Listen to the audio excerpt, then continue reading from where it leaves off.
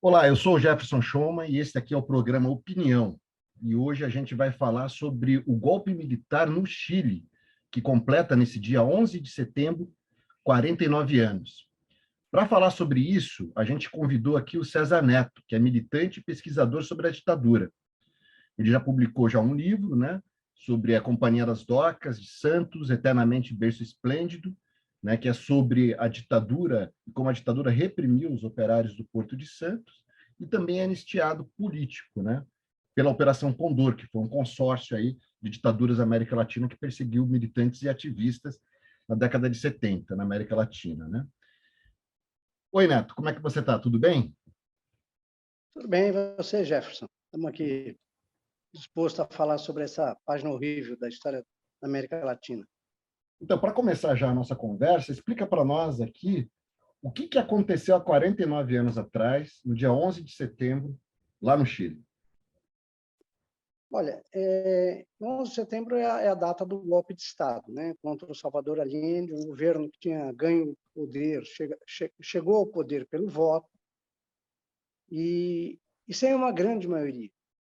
Então, ele fez vários acordos com distintos setores burgueses para poder governar. Mas ele tinha uma pressão de base muito grande para a nacionalização do cobre e do sistema de comunicação da época, da ITT. Então, essa pressão muito grande sobre o que ele recebia dá a impressão assim, que a mão dele tremia sobre o que fazer. E a burguesia vai chegar na conclusão que é melhor derrubar o cara, que ele não é um governo de confiança para a burguesia imperialista. Não que ele fosse um revolucionário, um Lenin, um Trotsky da vida, muito menos um tio, qualquer um desses daqui. Ele era um sujeito que ganhou as eleições, ponto final. Então, começa uma preparação do golpe. E ele, ao invés de preparar o povo para resistir ao golpe, ele tem uma outra política. Por exemplo, menos de um mês antes do golpe, tem uma marcha sobre Santiago, uma marcha gigantesca, tem aproximadamente 800 mil pessoas na marcha, uma coisa assim gigantesca, menos para um país de 8 milhões de habitantes, quase 10% da população. E ele diz, ao final da marcha, o seguinte: vocês têm que confiar nos militares patrióticos e nos burgueses progressistas. E ele dá o nome dos militares patrióticos, entre eles, Augusto Rademacher Pinochet. O Pinochet foi nomeado Então, por ele, né? foi nomeado por ele. Então, veja só, ele dizia que era para confiar nos militares patrióticos. Eles não diziam o seguinte: vamos se armar, vamos se organizar. O povo ia tratando de se organizar, os trabalhadores nos cordões industriais se organizavam para se defender do golpe, e ele chamava a que as pessoas se tranquilizassem. Aliás, Então, isso. aliás, houve uma tentativa pouco antes, acho que um ano antes, alguns meses antes, né, de golpe que foi fracassada. E depois disso, se você olha os jornais da época no Chile, né, inclusive os jornais da esquerda, né, que apoiavam o governo do Salvador Allende, você vê que tem muita gente que sabia que podia rolar um novo golpe ainda, né? Uma nova tentativa de golpe. O golpe estava cantado, né? Primeiro, a instabilidade do governo Allende já estava cantada, porque ele não é uma unanimidade. Então, ele, do ponto de vista do jogo burguês das eleições, ele já não tinha maioria, ele tinha um terço, não chegava a 40% do controle dos votos. Então, ele já era um governo que entrava já sendo questionado pelo conjunto da burguesia. E mais ainda, frente a esse problema da nacionalização, frente ao problema das lutas operárias nos cordões industriais, isso incomodava muito a burguesia. A burguesia queria um governo de mão forte. Dizia, tem que derrubar. Agora, o que ninguém esperava é que ia ser a violência com que foi. 30 Pois é. mil desaparecidos. Pois é, explica para a gente aí um pouco como é que foi depois essa repressão toda. A ditadura chilena foi uma das mais longas, né, da América Latina no século passado e também foi uma das mais repressoras e violentas aí. Como é que foi isso aí? Então, em termos de América do Sul, a chilena e a argentina estão ali à frente desse processo, né? Da quantidade de mortos e desaparecidos, sem contar presos, essas coisas. Entre eles tem um militante brasileiro, Túlio Quintiliano, que ele era editor de um jornal chamado Ponto de Partida. Esse pessoal do Ponto de Partida, uma parte importante deles veio fundar mais tarde a Liga Operária no Brasil, que é que depois veio a Convergência Socialista, as distintas organizações, e chegou até o PSTU, né? Então, um dos desaparecidos é esse Túlio Quintiliano. Ele foi preso no Estádio Nacional, onde foram presos milhares de pessoas, e depois dali desapareceram. Como foi preso no Estádio Nacional, um dos presos mais conhecidos é o cantor Vitor Hara, né? Mas ele era apenas um cantor, mas tinha milhares de trabalhadores, dirigentes de greve, dirigentes de ocupações, de moradores, essas coisas. Então, isso daqui era o centro da repressão mesmo, né? Certo. Bom, na América Latina haviam várias ditaduras nesse momento, né? Havia a ditadura Sim. brasileira, né? Em Olha, 64, você tinha logo depois, a ditadura argentina, né? Que também foi extremamente violenta e sanguinária, né? Enfim, tinham vários governos aí ditatoriais. E eles colaboraram entre si. Como é que foi esse processo de colaboração das ditaduras latino-americanas na perseguição aos ativistas? E, particularmente, como é que foi a colaboração da ditadura aqui do Brasil em relação à ditadura do Pinochet? então, veja só, você tem razão, né? O golpe foi em 73, nós já tínhamos quase 20 anos de ditadura no Paraguai, quase 10 anos de ditadura no Brasil. Em 71 teve um golpe na Bolívia, do Banzer contra o Juan José Torres. Então, é todo um quadro. Em 72, o golpe do Rodrigues Lara, no Equador. Em 73, o autogolpe do Bordaberry, no Uruguai. Em 76, o golpe na Argentina. Isso era o quadro da América Latina. Mas, contraditoriamente, no mundo, os Estados Unidos estavam levando pau no Vietnã. Olha só que situação que era o mundo. Aqui no Brasil, nós tivemos, em 75, o fim do governo do Médici e o começo do Geisel, né? Dessa época, por exemplo, tinha um general de divisão, o Meira Matos, que foi o ex-vice-chefe do Estado-Maior das Forças Armadas, que era um cara que defendia, por exemplo, a gente entendeu o que era o contexto da época. Ele defendia a ocupação da Amazônia de qualquer jeito. E para construir a rodovia Manaus-Boa Vista, eles mataram 2.400 índios lá em Miriatuaris.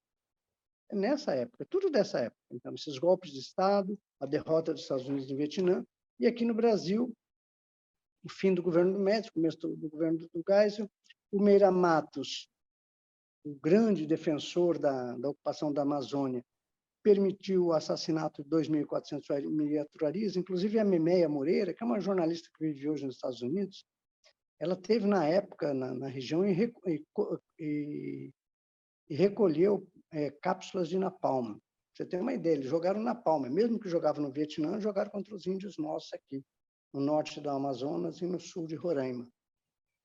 Em 30 de abril de 74, logo depois que o Geisel assume, tem um documento do Exército Norte-Americano, que a gente pode ter acesso por internet, em que o Geisel diz o seguinte, que os subversivos, os opositores deles, a partir de então, só poderão ser executados com ordens do SNI.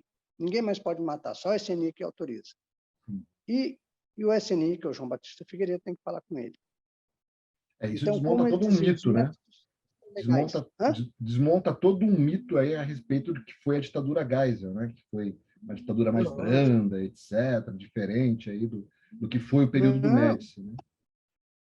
Tem documento do Departamento de Relações Exteriores dos Estados Unidos que fala disso. Aliás, qualquer um pode ter acesso a esses documentos hoje. Então, esse é o quadro da situação do Brasil. O Médici, antes de sair, ele começa a negociar com a ditadura chilena. Nós estamos falando aqui, o golpe foi em setembro, já em 74 já estão negociando armas. E eles negociam, quem negocia pelo Chile é o vice-almirante Patrício Carvajal Prado. Eu tenho documentos estritamente secretos dele, né? Um ofício 412/I, de 25 de abril de 74, em que ele pede exportação de armas por parte do Brasil. E não só isso, eles pedem também que o Brasil financie essas armas. O Brasil abre uma linha de crédito inicial de 40 milhões de dólares. Já pensou? 40 milhões de dólares para pagar em 15 anos, juros anuais de 8% e cobertura total. O que significa cobertura total?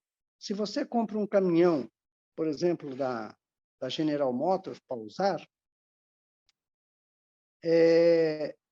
15% quem banca é o fornecedor, 85% é o Estado. Em geral, é assim. Nesse caso, o Estado bancava 100% o financiamento.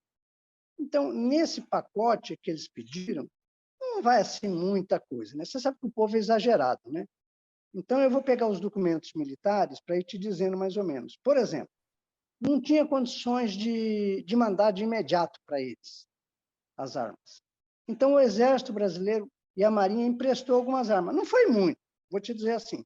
Foram 1.000 fuzis FAL, fuzil automático ligeiro, com 3.000 carregadores, 1.000 fuzis, mais 50 fuzis FAP, que é o fuzil automático pesado. 2.400.000 cartuchos. Isso mandou o Exército Brasileiro emprestado. A Marinha deu uma força também. Mandou 1.700.000 cartuchos. Nós estamos falando de 4.100.000 cartuchos. A população do Chile, na época, era 9 milhões de pessoas. É mais ou menos, para cada 2 pessoas, tinha um cartucho para a cabeça dele, mandado pelo Exército e pela Marinha Brasileira. Essa foi a contribuição. E com dinheiro brasileiro, o governo brasileiro deu uma linha especial de crédito para eles, para pagar em 15 anos.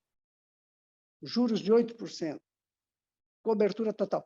É o que eu estou te dizendo. Como eles não tinham essas armas prontas, o Exército emprestou. Então, o Exército e a Marinha emprestaram 4.100.000 cartuchos. Mas tem mais coisas. É fuzil, é carregador, é de tudo. Aí tem um problema. Essas armas, esses fuzis, eles tinham a marca do Exército. Então, tem um outro documento secreto em que diz o seguinte: olha, precisa esmerilhar isso daí. Manda para a fábrica de Itajubá e esmerilha. Isso daqui, lembra aquela história assim que a gente vê às vezes de delegacia de polícia que prende o bandido com o revólver lixado ali, esmerilhado, a numeração? Bom, isso foi o que eles fizeram. Mas eles não fizeram com poucas coisas. De imediato são aproximadamente aí 1.500 fuzis. De imediato que eles fizeram isso. Para o quê? Para reprimir. E claro, hein? Clarinho, clarinho. Aí diz o seguinte: essas armas só podem ser usadas no controle interno do país amigo.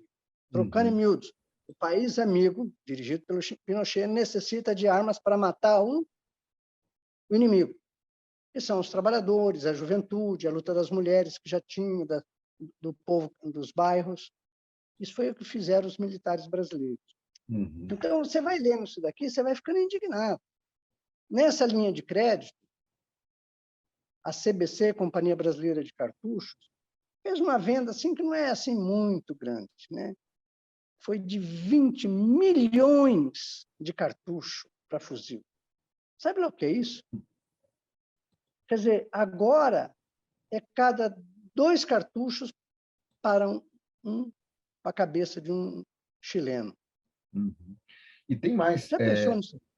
E tem mais também. Parece que as montadoras, né, empresas aqui de automóvel, que fabricavam automóvel, também colaboraram, né? Como é que é isso aí?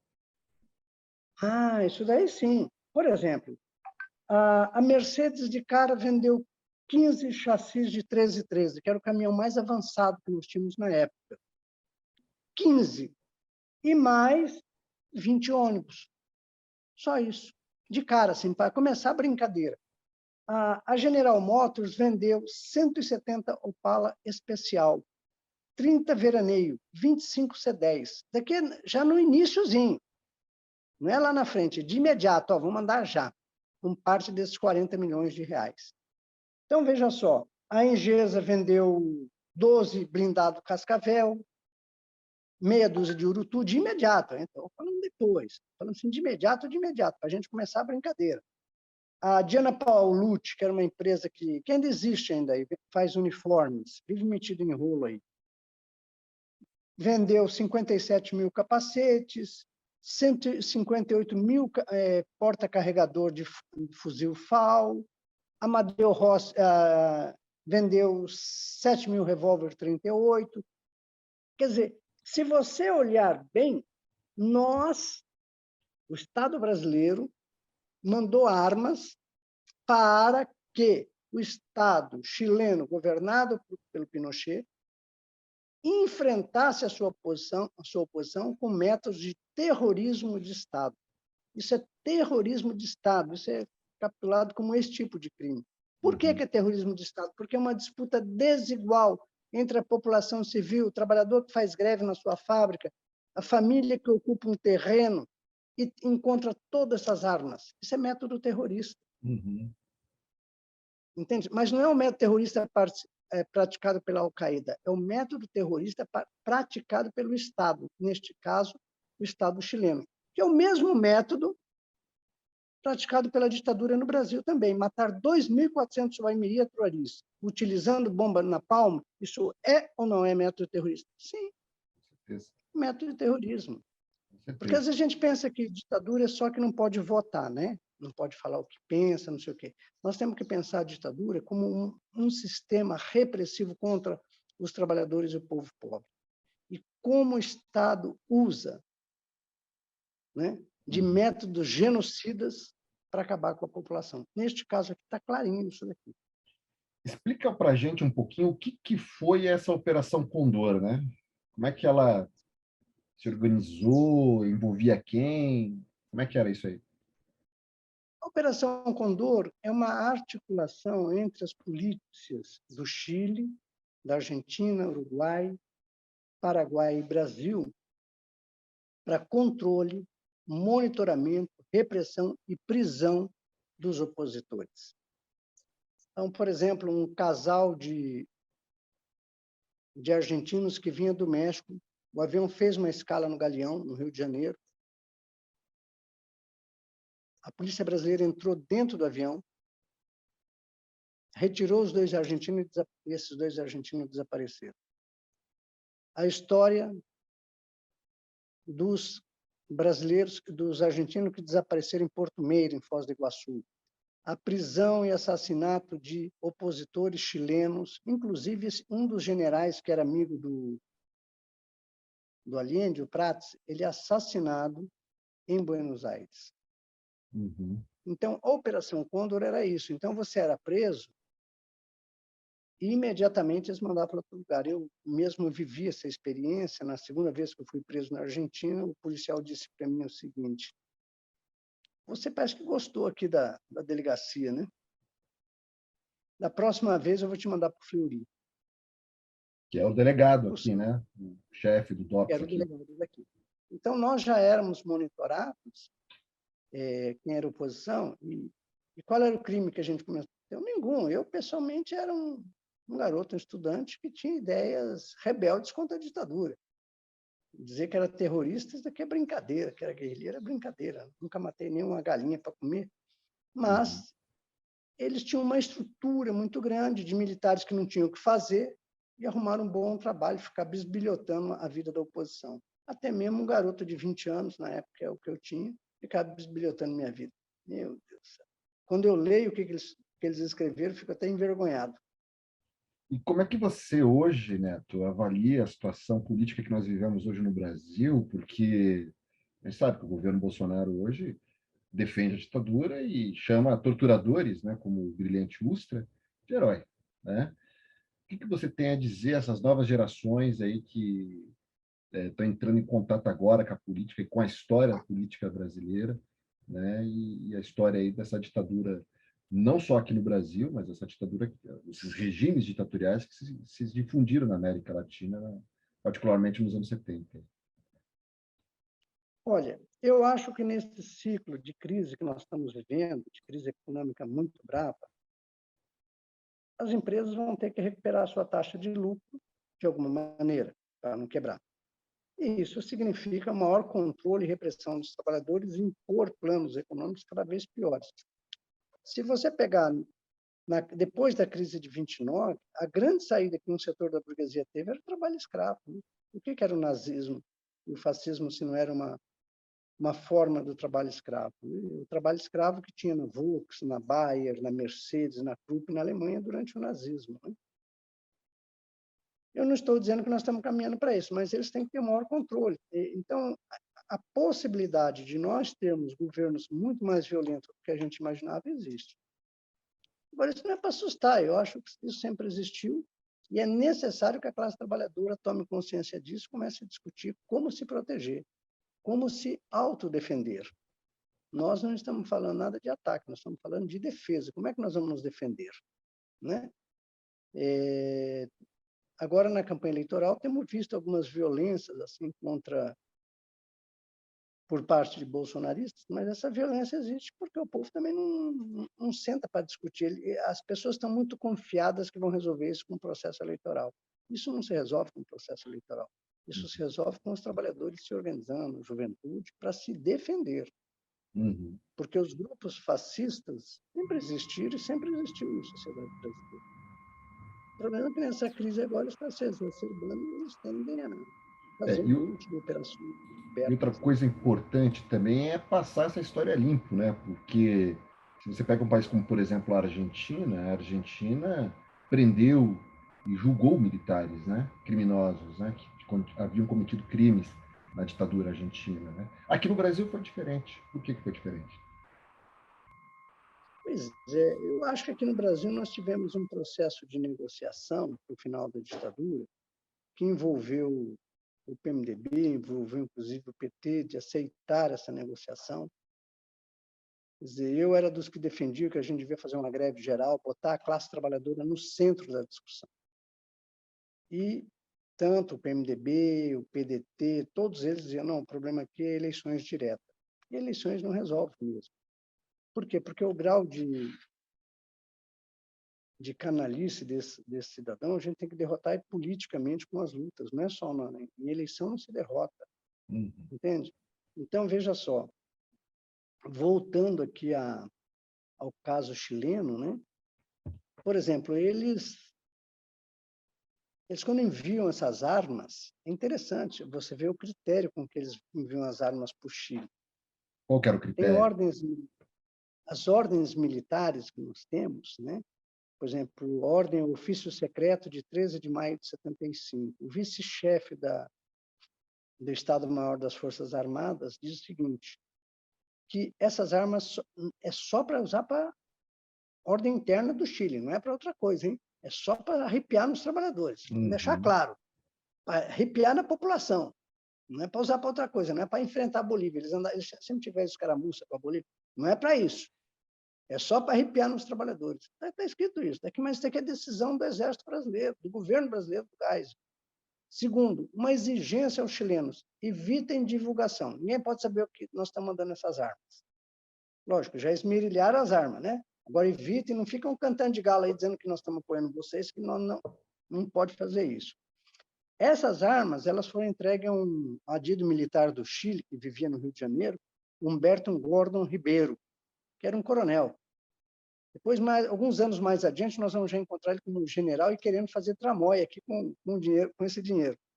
Já te conto já, em 78, 79. Trambiqueiro também. Uhum. Então, eles, para embarcar isso daqui, eles pegam um navio, Cordilheira, chama-se Cordilheira. A viagem do navio é a 36 OE. Tem muitos dados, né? Você tem um da viagem. Todos os detalhes. O dono da companhia é a Companhia Transmares Navieira Chilena Limitada. Ele vai atracar em Santos dia 17 de setembro, carrega todos os cartuchos que a Companhia Brasileira de Cartuchos produziu, e daí ele vai para o Arsenal da Marinha do Rio de Janeiro, onde vai, no dia 21 de setembro, carregar as armas. Essa é a primeira coisa. Então, aí tem como é que essa mercadoria foi embora daqui, né? Uma pergunta interessante, eu não sei, porque sendo tão secreto, ultra secreto, como eles tratavam, né? Como é que saiu? Bom, isso aqui saiu através de um navio chamado Cordilheira. Tinha uma ordem de viagem 36 OE. E o dono desse navio era a Companhia Transmares Navieira Chilena Limitada. Então, era um setor da burguesia mesmo que estava financiando. O navio atracou no Porto de Santos dia 17 de setembro e carregou todos esses cartuchos que a Companhia Brasileira de Cartuchos tinha vendido. Foi para o Rio de Janeiro, para o Arsenal da Marinha, não foi nem para as docas de lá.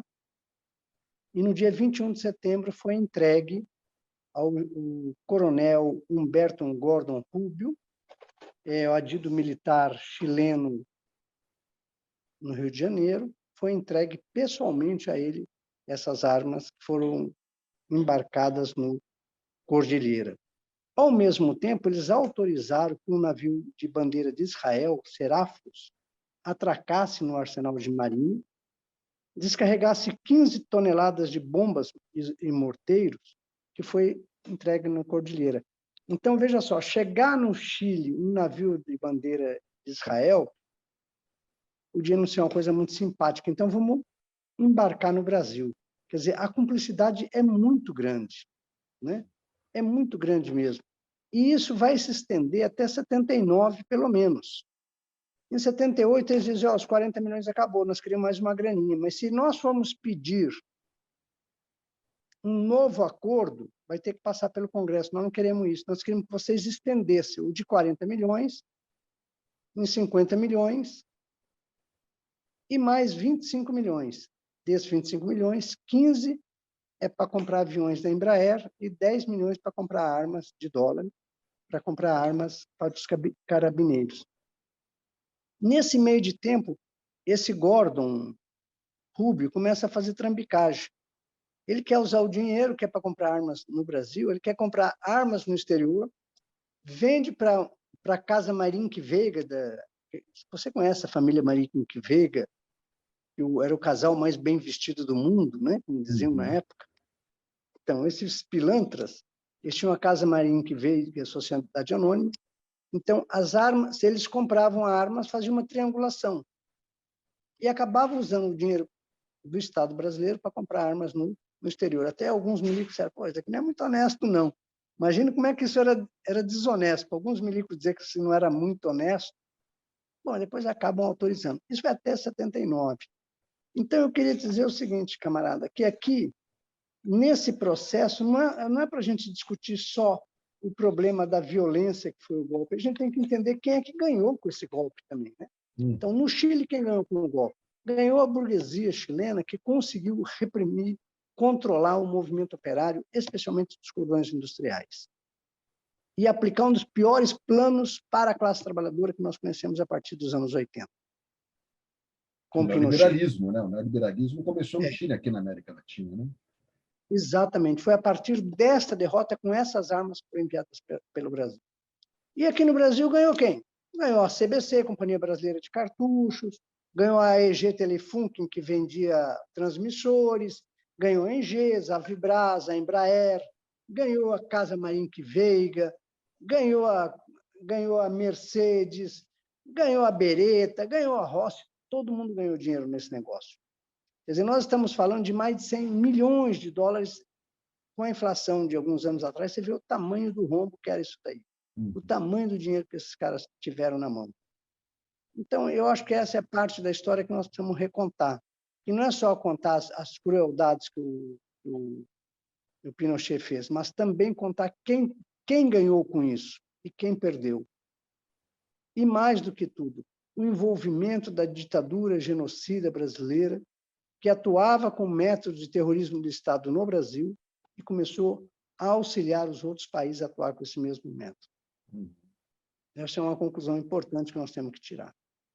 Bom, Neto, a gente já está terminando aqui a nossa entrevista, e aí eu gostaria que você fizesse algumas considerações finais, particularmente a respeito do período que a gente vive hoje, né? Hoje no Chile tem um governo aí chamado governo de esquerda, né, que enfrenta um tremendo desgaste popular, né? No Brasil, provavelmente, Lula vai ser eleito presidente, né, que as pesquisas indicam, né? E ninguém fala sobre o que aconteceu, essa colaboração toda, né? Que o Estado brasileiro aí, a ditadura, enfim, em relação à ditadura Pinochet, né? O que você pensa sobre isso? O que o Brasil devia fazer? Olha, em primeiro lugar, a gente não deve esquecer esses fatos. Não podemos deixar cair no esquecimento. Isso é memória. Depois nós precisamos contar a verdade, dizer exatamente o que aconteceu. O que nós estamos fazendo aqui é contando a verdade com documentos na mão, um documento secreto, ultra-secreto, estritamente secreto. Tem um número de documentos. Aliás, se alguém tiver interesse nesses documentos, é só entrar em contato aí com a redação do Opinião Socialista, depois você bota em contato comigo que eu mando os documentos, as fontes, tudo direitinho. Especialmente o pessoal acadêmico gosta de ler isso, né? Bom, isso é uma coisa. Então, é contar em memória e verdade. Para nós, temos que reparar isso daqui. O crime cometido tem que ser reparado. O mínimo de reparação que a gente tem que exigir do Estado brasileiro e o mínimo de reparação que nós temos que esperar do Estado chileno é um pedido de desculpas por parte do Lula, como for presidente, e do Boric. Pedir desculpas à população pelo que fez. Isso é o mínimo. Depois, eu acho que tem a reparação monetária, arrancar o nome desses bandidos que tem por aí, nome de praças públicas, lugares públicos. O que é isso? Né? O que o Geisel fez, o que o Médici fez? Um genocida colaborou com o genocídio no Chile.